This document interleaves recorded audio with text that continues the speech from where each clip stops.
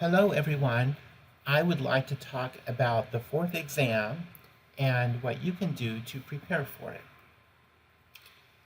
I want to start by talking about some of the logistics. So, first of all, the items involved. So, you will be provided with a periodic table along with the gas constant and the conversion between atmospheres and millimeters of mercury. So that those are the items that the information I will be providing for you as you take the exam. The things you will need to bring yourself: bring a calculator and bring a pencil.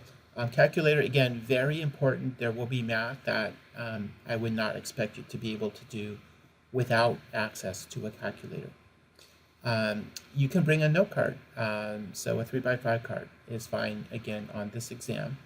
And then no cell phones. So of course you can have one handy if you need it for an emergency, but I should not see it while you're in the process of taking the exam. A little bit about the timing aspects of this exam. So this one will be a bit shorter than the three we've had already. So we'll only have 75 minutes of class set aside for this exam. And that's partly because we have a little bit less material here than we did on some of the other ones. But it's also so that we can make time for working on your presentations. So a few things related to that. It's possible, and I'll let you know more on the day of the exam, but it is possible that we could have some space available in another lab room where you can be working on this during that time. And if so, you can start that process of working on your presentation basically as soon as you're done with the exam, if it's in that separate room where you're not disturbing the people still working on the exam. So you'll have quite a bit of time then. Over an hour and a half, so about an hour and 45 minutes of time devoted to working on the presentation with your group.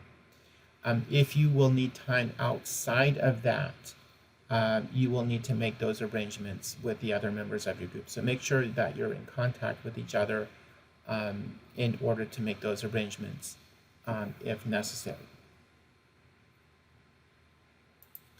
I mentioned the note card, so you can have a 3x5 note card on the fourth exam. Again, you can use both sides. If you want to print things out or staple them to your card, that is fine.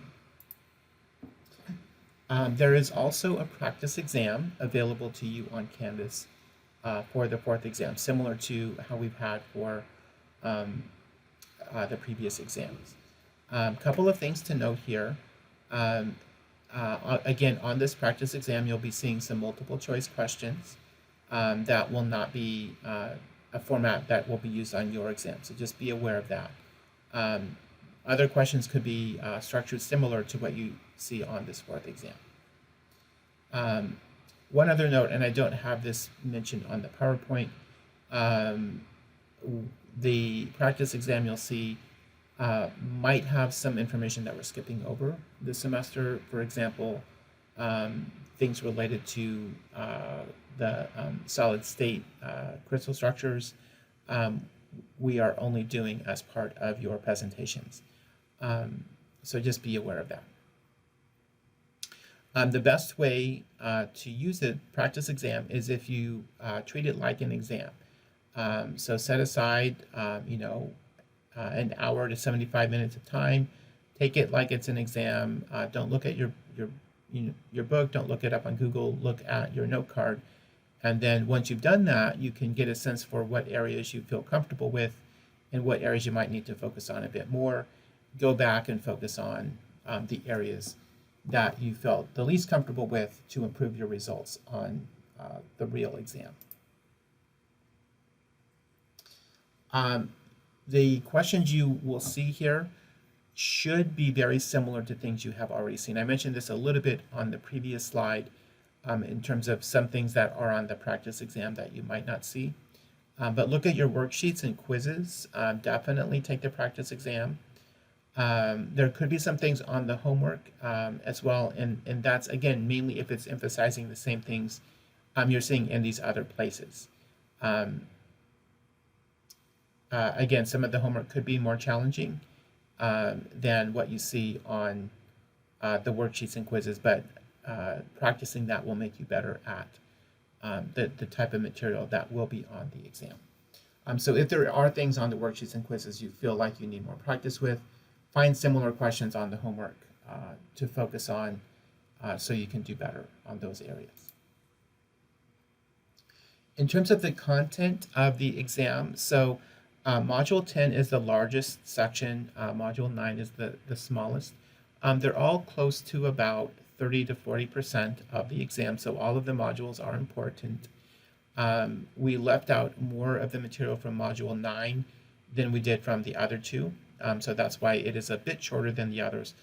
So just be aware that even though we're basically have a week between each of the quizzes, that Module 10 is the larger section of content. So you want to make sure you're setting aside the time to prioritize that over the other two. Just a little bit. They're all three of them are definitely important.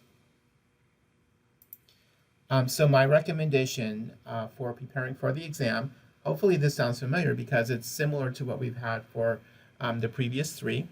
Complete any worksheets that you haven't already completed. If you would like to improve your quiz scores or feel you need more practice on some of these areas, work on the homework for those areas.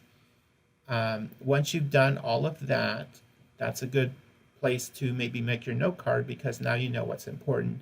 Now you know what kinds of things to put on that note card. So anything that you think you would need access to, that information while taking the exam, put it on your note card. And then once you have your note card, then do the practice exam using just your note card, not using Google, not using your textbook, just your note card. See how well that works for you.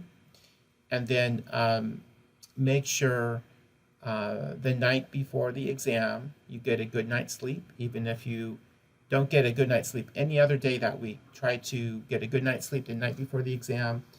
Eat a good breakfast and do all this so your brain is in top shape, ready to help you be very successful on this fourth exam.